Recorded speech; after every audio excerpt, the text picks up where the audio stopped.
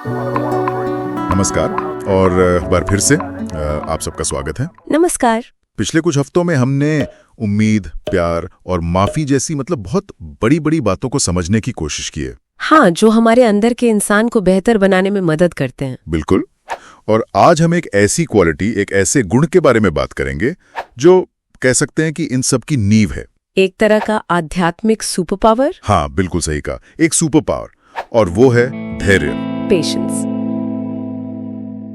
क्या कभी ऐसा हुआ है कि किसी चीज का बड़ी बेसब्री से इंतजार किया हो? अरे, हर रोज होता है। जैसे एग्जाम के रिजल्ट का, या शायद किसी दोस्त के मैसेज का, या किसी गेम के डाउनलोड होने का। हाँ, उस वक्त कैसा लगता है?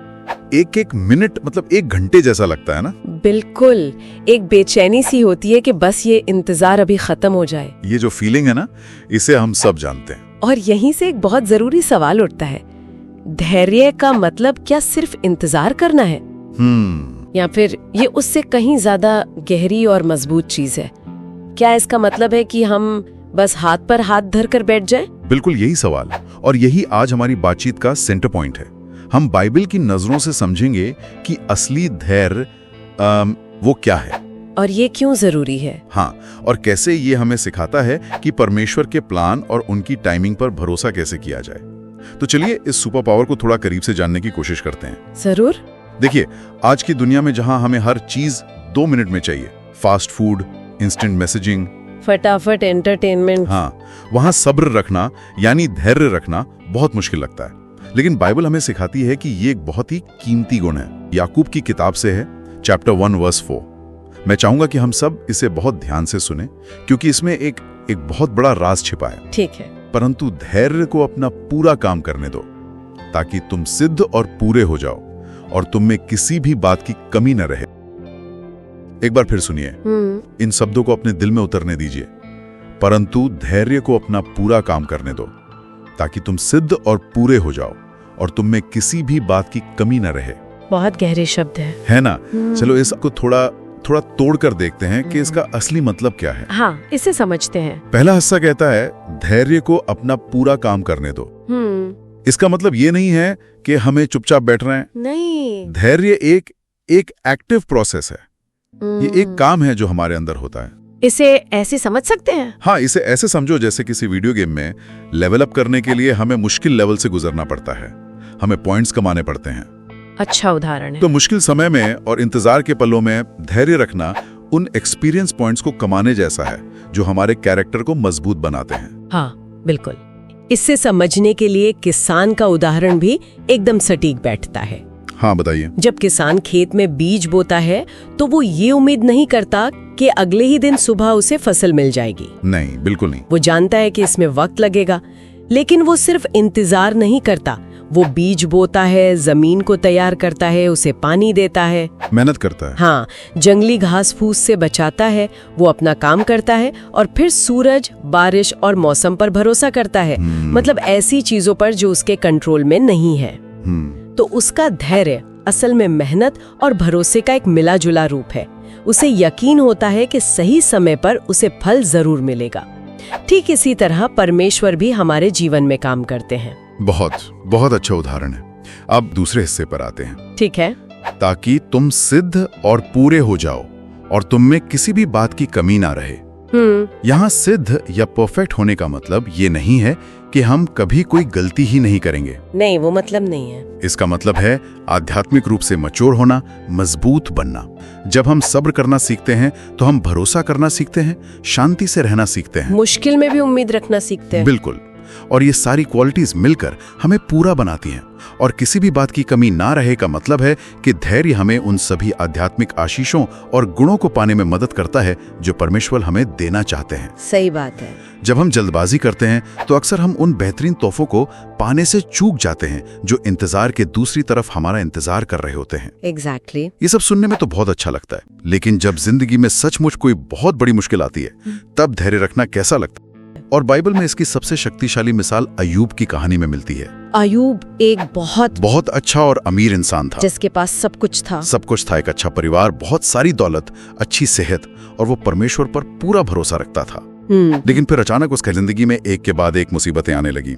उसके अपनी सारी दौलत खो दी, एक ही दिन में उसके सारे बच्चे मर गए और फिर उसके पूरे शरीर में दर्दनाक फोड़े निकल आए। सोचकर भी डर लगता है। सोच कर देखो, एक इंसान जिसने कभी किसी का बुरा नहीं किया, उसके साथ इतना सब कुछ हो गया। और तो और उसके दोस्त जो उसे दिलासा देने आए थे, उन्होंने भी उसे ही दोषी ठहराया। हाँ, वो भी उसी पर इल्जाम लगाने लगे कि जरूर अय्यूब ने ही कोई बड़ा पाप किया होगा जिसकी उसे सजा मिल रही है। जो कि सबसे ज्यादा दुख की बात होती है। किसी भी इंसान के लिए ऐसी हालत में परमेश्वर पर भरोसा बनाए रखना मतलब लगभग नामुमकिन था। और यहीं पर अय्यूब की कहानी सबसे अलग हो जाती है। अय्यूब का धैर्य चुप रहने वाला धैर्य नहीं था। वो चुपचाप सब कुछ नहीं सह रहा था। नहीं, उसने परमेश्वर से सवाल पूछे, उसने अपना गुस्सा और दर्द जाहिर किया, वो चिल्लाया, उसने शिकायत की, लेकिन एक चीज उसने नहीं की, उसने परमेश्वर पर से अपना भरोसा नहीं हटाया।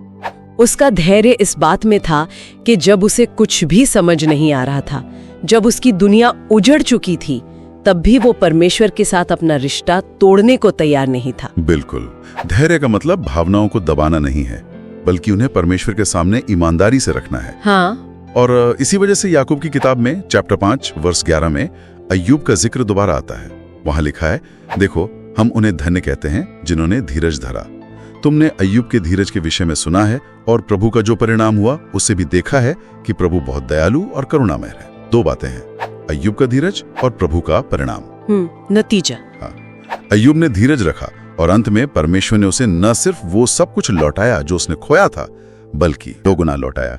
तो अय्यूब की कहानी हमें सिखाती है कि धैर्य हमें परमेश्वर पर भरोसा करना सिखाता है, तब भी जब हमारे हालात हमारी समझ से बिल्कुल बाहर हों। यह हमें याद दिलाता है कि परमेश्वर दयालु है और उनका एक मकसद है, भले ही हम उसे उस मुश्किल घड़ी में देख न पा रहे हों। अब सवाल यह है कि ये सब हमारी रोजमर्रा की जिंदगी से कैसे जुड़ता है। हाँ, प्रैक्टिकल लाइफ में हम सब शायद अय्यूब जैसी बड़ी मुश्किलों का सामना न करें, लेकिन धैर्य की जरूरत तो हमें हर रोज पड़ती है। बिल्कुल, छोटी छोटी बातों में। जब ट्रैफिक में फंस जाते हैं और स्कूल के लिए लेट हो रहे होते हैं, जब वाईफाई स्लो चलता है हाँ, ये तो बहुत होता है। या जब हम किसी दोस्त से नाराज होते हैं और चाहते हैं कि वो आकर हमसे बात करें। इन छोटी छोटी चीजों में धैर्य रखने के बहुत फायदे हैं। पहला, ये हमें गुस्से और चिड़चिड़ेपन से बचाता है। जब हम बेसब्र होते हैं तो हम अक्सर जल्दबाजी में कुछ ऐसा कह देते हैं या कर देते हैं जिसका हमें बाद में पछतावा होता है। हाँ, ये तो होता है। धैर्य हमें शांत रखता है। दूसरा, ये हमें समझदार बनाता है।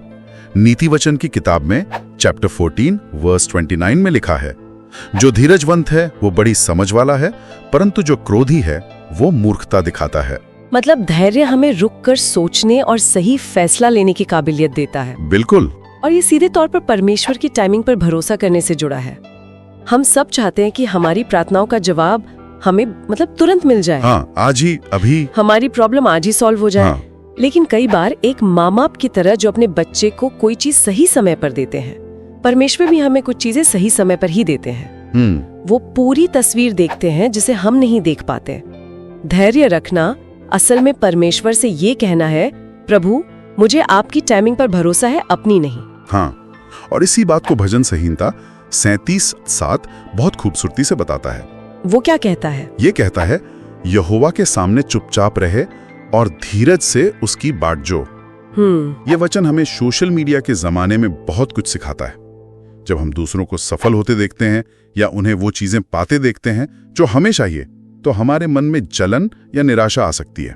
बिल्कुल आ सकती है। ये वचन कहता है, दूसरों को देखकर कुढ़ो मत, निराश मत हो, शांत रहो और धीरज से परमेश्वर पर भरोसा रखो कि वो तुम्हारे लिए भी सही समय पर काम करेंगे। वाह। इसका एक और फायदा भी है। बताइए। धैर्य हमें दूसरों के प्रति ज्यादा दयालु और समझदार बनाता है। जब हम खुद सब्र करना सीखते हैं तो हम दूसरों की गलतियों और कमियों को भी ज्यादा प्यार से देख पाते हैं। हम उन्हें बदलने और सीखने का समय देते हैं। हाँ, इससे हमारे रिश्ते, चाहे वो हमारे परिवार के साथ हों या दोस्तों के साथ, और भी मजबूत होते हैं। सही बात है। तो अब सबसे जरूरी सवाल, हम इस धैर्य के सुपर पावर को अपनी जिंदगी में कैसे ला सकते हैं? इसे अपनी आदत कैसे बना सकते हैं? हाँ, प्रैक्टिकल स्टेप्स क्या हैं? इसके लिए कुछ प्रैक्टिकल स्टेप्स हैं जो हम आज से ही शुरू कर सकते हैं। पहला, प्रार्थना करें। सबसे जरूरी। धैर्य पवित्र आत्मा का एक फल है। इसे हम अपनी ताकत से नहीं बना सकते। हमें परमेश्वर से इसे मांगना होगा। प्रार्थना करें कि प्रभु मुझे धैर्य दीजिए, खासकर उन हालात में जहां मेरा सब्र टूट जाता है। दूसरा, अपनी चिंताएं परमेश्वर को सौंप दें। जिस भी चीज का आप इंतजार कर रहे हैं उसे परमेश्वर के हाथों में दे दें और भरोसा रखें कि वो आपके लिए सबसे अच्छा ही करेंगे। समर्पण। तीसरा, छोटे कदमों से शुरुआत करें। जैसे जब कोई आपसे बात कर रहा हो तो उसे बीच में न टोकने की प्रैक्टिस करें, या जब आप लाइन में खड़े हों तो गुस्सा करने के बजाय शांति से खड़े रहने की कोशिश करें। अच्छा, ये छोटी छोटी जीतें आपको बड़ी मुश्किलों के लिए तैयार करेंगी। चौथा, आभारी रहें। ग्रैटिट्यूड। हाँ, जब आप इंतजार कर रहे हों तो उन चीजों के बारे में सोचें जिनके लिए आप शुक्रगुजार हैं। ये आपके ध्यान को बेचैनी से हटाकर शांति की ओर ले जाएगा। पांचवा, परमेश्वर के वचन पर ध्यान करें, जैसे याकूब 1:4। जब भी बेसब्र महसूस हो इन वचनों को अपने मन में दोहराएं। और आखिरी, दूसरों के प्रति धैर्य रखें। अपने परिवार और दोस्तों को बढ़ने और सीखने का समय दें, ठीक वैसे ही जैसे परमेश्वर हमें देते हैं। उस बीज के उदाहरण पर वापस सोचें। एक बीज धैर्य से मिट्टी के अंधेरे में इंतजार करता है, धीरे धीरे वो अंकुरित होता है, एक छोटा पौधा बनता है और फिर समय के साथ एक मजबूत फल देने वाला पेड़ बन जाता है। आप एक छोटे पौधे को खींचकर जल्दी बड़ा नहीं कर सकते, ऐसा करने से वो टूट जाएगा। इसी तरह जब हम धैर्य रखते हैं तो परमेश्वर हमें आध्यात्मिक रूप से सही तरीके से बढ़ने और उनके लिए फल लाने में मदद करते हैं। ये एक धीमी लेकिन मजबूत प्रक्रिया है। हाँ, तो आज के लिए एक चैलेंज है। बताइए। इस हफ्ते अपनी जिंदगी का कोई एक ऐसा एरिया चुनें जहां आपको सबसे ज्यादा धैर्य की जरूरत महसूस होती है। ओके। लगे कि अब और इंतजार नहीं होता तो याकूब 1:4 को याद करें। ये हमेशा याद रखें कि धैर्य की परीक्षा मुश्किल लग सकती है, लेकिन इसका फल वो हमेशा मीठा होता है। हमेशा। ये एक ऐसा गुण है जो आपको परमेश्वर के और करीब लाएगा और आपको उनके अद्भुत कामों को अपने जीवन में देखने में मदद करेगा। आमीन। आइए हम सब मिलकर प्रार्थना करें। जरूर। हे प्यारे स्वर्गीय पिता, हम आपका धन्यवाद करते हैं इस अद्भुत वचन के लिए जो हमें धैर्य का महत्व सिखाता है। हम आपका धन्यवाद करते हैं कि आप धीरजवंत और दयालु परमेश्वर हैं। प्रभु, हम मानते हैं कि हम अक्सर बेसब्र होते हैं और हर चीज का नतीजा तुरंत चाहते हैं। आज हम आपसे प्रार्थना करते हैं कि आप हमें धैर्य का फल दें, हमें अपने हालात में शांत रहने और आपके सही समय पर भरोसा रखने की शक्ति दें। हमें अपने चरित्र में मजबूत और पूरा होने में मदद करें ताकि हम में किसी अच्छी बात की कमी न रहे। हमें दूसरों के प्रति भी धैर्य रखने में मदद करें। हम ये सब यीशु मसीह के पवित्र नाम में मांगते हैं। आमीन। आमीन। आज की इस बातचीत के लिए बस इतना ही। मुझे उम्मीद है कि इसने हम सब की जीवन में धैर्य की एक नई और गहरी समझ पैदा की होगी। अगली बार हम एक और बहुत जरूरी विषय पर बात करेंगे। तब तक के लिए परमेश्वर आपको आशीष दें और आपको अपने धैर्य में स्थिर रखें। और हाँ, अगर आपने अब तक हमारे चैनल को सब्सक्राइब नहीं किया है तो जरूर करें ताकि आप कोई भी बातचीत मिस ना करें। धन्यवाद।